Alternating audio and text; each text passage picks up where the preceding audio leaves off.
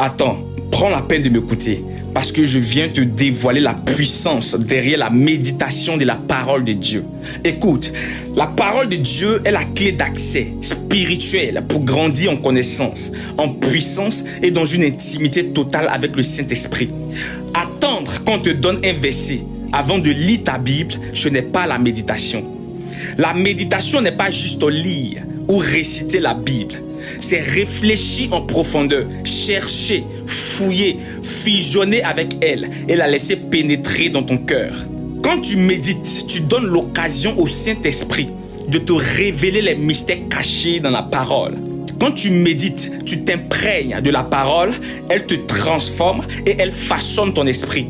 Quand tu médites, tu deviens capable de voir comme Dieu voit, entendre comme Dieu entend et de parler comme Dieu parle ou de penser comme Dieu pense. C'est pourquoi Josué 1, verset 8 nous dit ceci: que ces livres de la loi ne s'éloignent pas de ta bouche. Médite-le nuit et jour pour agir fidèlement selon tout ce qui est écrit. Car c'est alors que tu auras du succès dans tes entreprises. C'est alors que tu réussiras. Je veux dire à quelqu'un, quand tu prends la Bible comme ta sœur, elle s'ouvre à toi parce que la parole est vivante. Quand elle voit l'importance et la fidélité que tu lui donnes, elle crée une alliance avec toi. Et dans cette alliance, elle transforme ton intérieur. Elle change ta manière de penser. Elle change les mensonges, les doutes et renouvelle ton esprit. Elle te fait grandir dans la foi. Car la foi vient de ce qu'on entend. Et ce qu'on entend vient de la parole de Dieu. Parce que plus tu médites, plus ta foi s'intensifie et elle devient inébranlable. Elle te donne la victoire spirituelle sur le monde des ténèbres.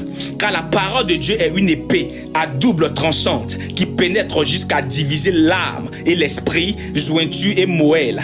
Et elle juge les sentiments et les pensées du cœur.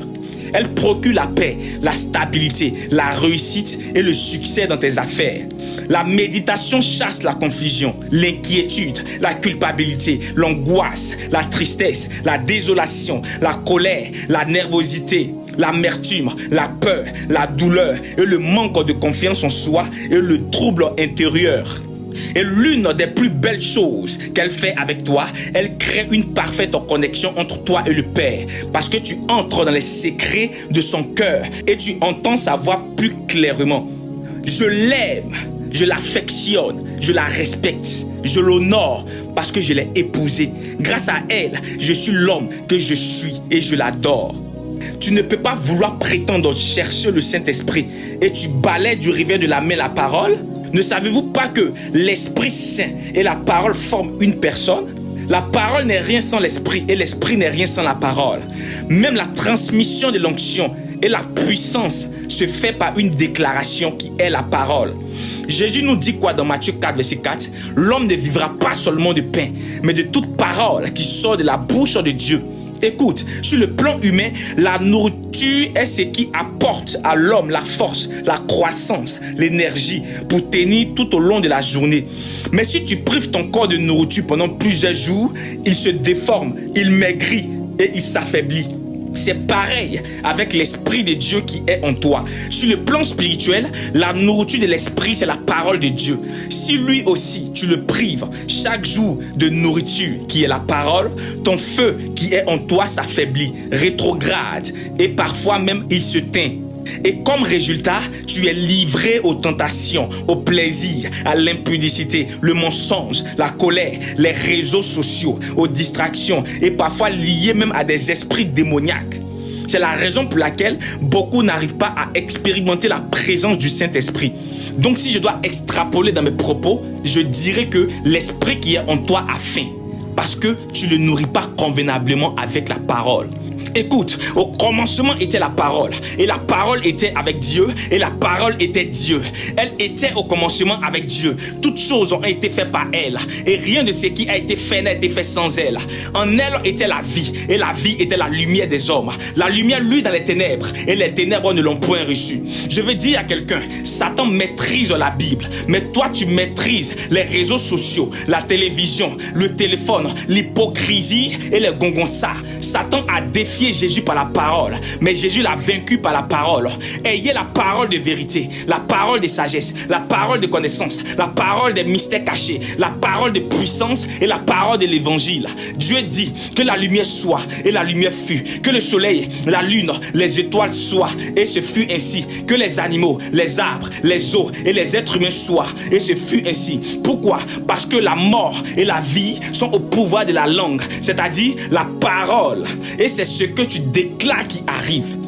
C'est la parole d'un homme qui définit son autorité. Même dans nos sociétés modernes, quand un président, un roi ou un chef de famille prend la parole, tu vois l'assurance, le charisme et l'autorité avec laquelle il parle. Écoute, à partir d'aujourd'hui, ne dis jamais que tu es maudit. Au contraire, proclame des paroles de bénédiction sur toi. Ne dis jamais que tu n'as pas d'argent, mais dis plutôt que tu es en manque d'argent, car le je n'ai pas est une forme de négativité. Ne soyez pas pessimiste, mais soyez toujours optimiste. Alors je t'exhorte à revoir ta marche dans la méditation. Chaque jour que Dieu fait, choisis un chapitre et médite-la tous les jours. Même si tu ne comprends pas, lis-le plusieurs fois jusqu'à ce que tu comprennes, car la répétition d'une chose est pédagogique. Même parfois, tu peux prier avec chaque verset. Ça va te booster dans la prière. Et après ça, le Saint-Esprit manifestera sa plénitude en toi. Alors je prie pour toi. Père, je prie au nom de Jésus pour cette personne qui m'écoute en ce moment. Donne-lui la force et le courage de devenir ami du Saint-Esprit et sœur de la parole. Tout comme j'ai aimé ta parole et je me suis accroché à elle, que cette personne aussi expérimente les mystères cachés de ton royaume au moyen de ta parole, au nom de Jésus-Christ de Nazareth. Amen. Ne garde pas cette vidéo pour toi seul. Partage avec une âme et sois béni.